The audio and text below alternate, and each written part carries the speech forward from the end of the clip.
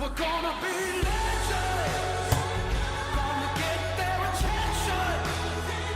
What we're doing here ain't... Hello, my name's Martin. I'm a proud member of the Legends of Bruges, and as I'm originally from Germany, I'm the perfect guide to let you know what happened here in Bruges in World War I and World War II.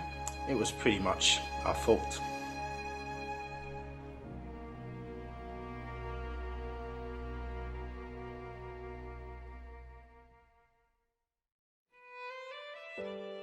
This is the Patria Arch, which was built in 1929 in remembrance of the victims of World War I. Just behind the arch you can see a memorial for the victims of both World Wars, and as you can already see, there were far more lives lost here in Bruges in World War I compared to World War II. In both wars the Germans occupied Bruges for 4 years, and this is very vivid in the mind of the people still. When I arrived here in Bruges 3 years ago and introduced myself to the locals as German, they said, "Oh, you're German, you'll be gone again in 4 years." Well, I intend to stay longer, but I want to tell you what happened.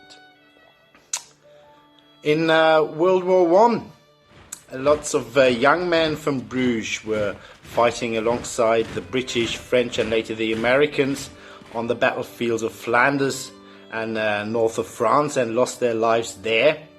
And of course also the Germans made civilian casualties here in Bruges, but accidentally also the British. The British bombed Bruges in World War I with more than approximately 6,000 bombs, but at that point it lacked accuracy. It was really men in aeroplanes dropping these bombs by hand, so they didn't hit their targets, and loads of civilians lost their lives and buildings were destroyed.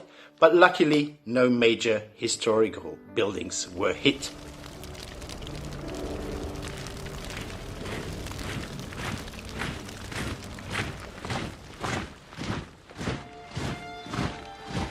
In World War II, once again, no major battles were fought in Bruges itself, but it could have been very different. At the end of World War II, at the end of 1944, Canadian forces, Allied forces, were approaching Bruges to free it from the Germans, and the German commanding officer here in charge, his name was Immo Hauptmann, he got the order from Berlin to actually open fire on these Canadian forces.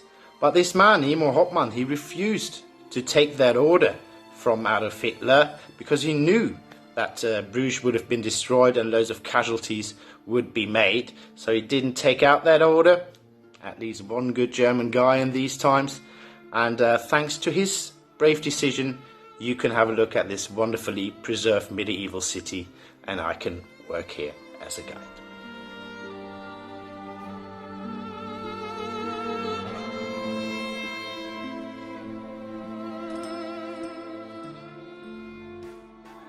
Hey guys, thank you so much for watching. I hope you enjoyed it. If you did, please share, and you can always leave a donation for the guide.